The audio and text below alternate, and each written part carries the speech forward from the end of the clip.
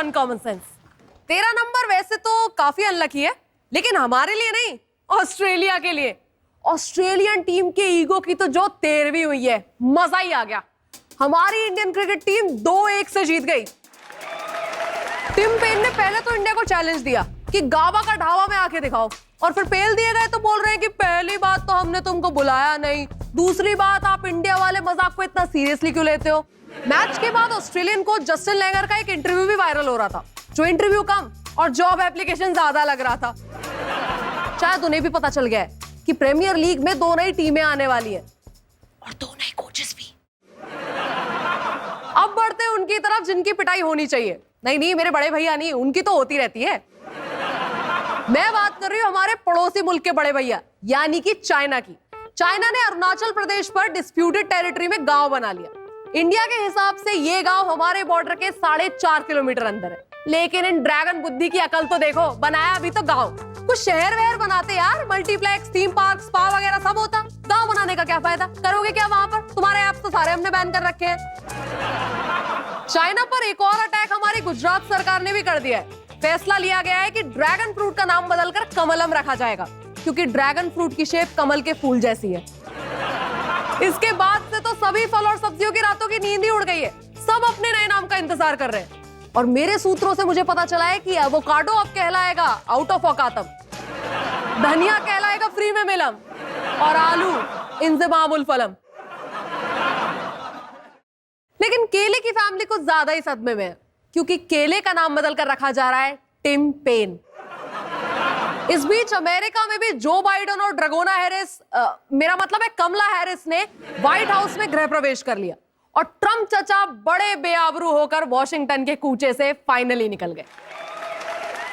Trump इतने चिढ़े हुए थे कि बाइडेन की व्हाइट हाउस वार्मिंग पार्टी, यानी कि वोट टेकिंग सेरेमनी को भी स्किप कर दिया। वैसे सही भी है, जब बंदा एक स्टोरी, ट्वीट या स्टेटस डालने के काबिल भी नहीं बचा, तो वो पार्टी अटेंड करके क्या ही करेगा। लेकिन इस पार्टी में बाइडेन का थंडर स्टील किया अमेरिका के अडवाणी, यानी कि बर्नी सैंडर्स ने। वो कभी खुद तो दूल्हे नहीं बने, लेकिन बारातें बहुत अटेंड किए।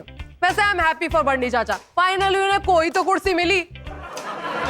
और अब आते हैं आज के हमारे टॉपिक पर, इंडियन इंफ्रास्ट्रक्चर, और as we like to call it, सरकारी चीज है यार, तोड़ दे हमारे बाप का क्या जाता है। देश में बिजली, पानी, रोड, ट्रेन, इन सब की डेवलपमेंट की स्पीड बहुत स्लो है, लेकिन लोगों की स्पीड बहुत तेज है उस डेवलपमेंट को तोड़ने की। हमारा इकलौता ऐसा देश है जहां सड़क पर कुत्ते खुले घूम रहे हैं, लेकिन ट्रेन के मग्गों में चेन लगानी पड़ती है। हमें 5 ट्रिलियन की इकोनॉमी बनने के लिए जरूरी है कि हम जीडीपी का 7 से 8% और रफली $200 बिलियन इंफ्रास्ट्रक्चर डेवलपमेंट पर इन्वेस्ट करें, जो कि फिलहाल सिर्फ 100 बिलियन है, यानी कि हमारे टारगेट का हाफ। सीधी सी बात यह है कि जनाब हमें कंस्ट्रक्शन पर और पैसा खर्च करना पड़ेगा, और स्टैच्यू के साथ साथ और भी कई तरह की कंस्ट्रक्शन करनी पड़ेंगी। 2050 तक हमारी इलेक्ट्रिसिटी रिक्वायरमेंट 4 गुना हो जाएगी, लेकिन हमारा करंट इलेक्ट्रिसिटी जनरेशन और डिस्ट्रीब्यूशन इस स्पीड से ग्रो नहीं कर रहा है। मोहल्ले में तारे एक दूसरे से लिपट लिपट कर ऐसे स्पार्क कर रही है जैसे नाग नागिन का मिलन चल रहा हो। सरकार के गांव-गांव तक बिजली पहुंचाने के दावे के बावजूद इंडिया में ज्यादातर गांव ऐसे हैं जहां बहुत ज्यादा पावर कट्स लगते हैं। काफी लोगों के लिए लोड शेडिंग 90s नॉस्टैल्जिया है, लेकिन दूर दराज के गांव के लिए रिलेटेबल कंटेंट। बिजली ने भी शायद ठान रखी है कि बुलाते हैं मगर जाने का नहीं।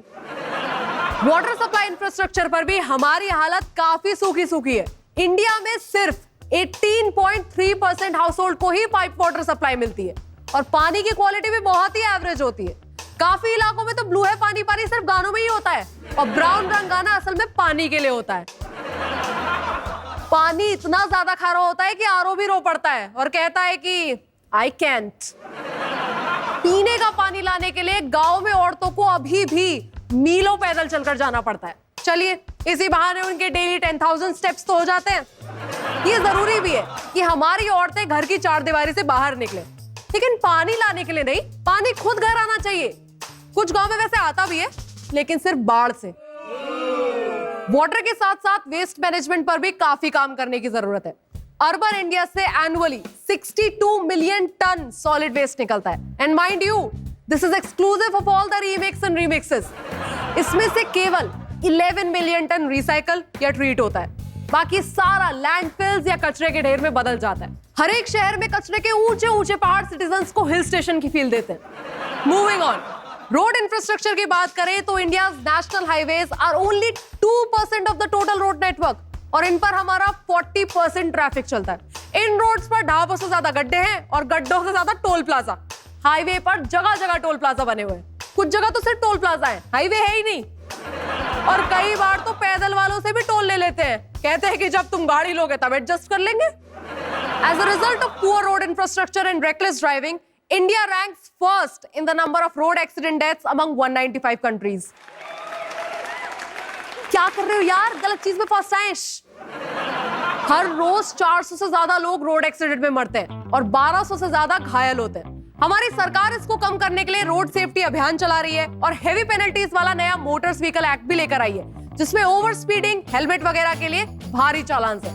इसलिए अब स्कूटर पर चलने वाले तो जेब में 50 का नोट लेकर चलते हैं। जहां पुलिस वाले ने पकड़ा वहीं स्कूटर उसको देकर बस पकड़ लेते हैं। वैसे रोड एक्सीडेंट्स को कम करने के लिए हमारी सरकार जो बेस्ट कदम उठा रही है वो है तेल महंगा करना। लेकिन कुछ लोग ऐसे भी हैं जो रोड पर कफन पहनकर निकलते हैं कि ब्रो आज तो आरिया पार है, इनकी सेफ्टी के लिए कितने भी स्टेप लिए जाएं कमी है। तो आइए मिलते हैं ऐसे ही एक शख्स से जो देते हैं रोड सेफ्टी पर एक क्रैश कोर्स, जिसे करने वाले ज्यादातर क्रैश ही होते हैं। In our next segment, let's check it out.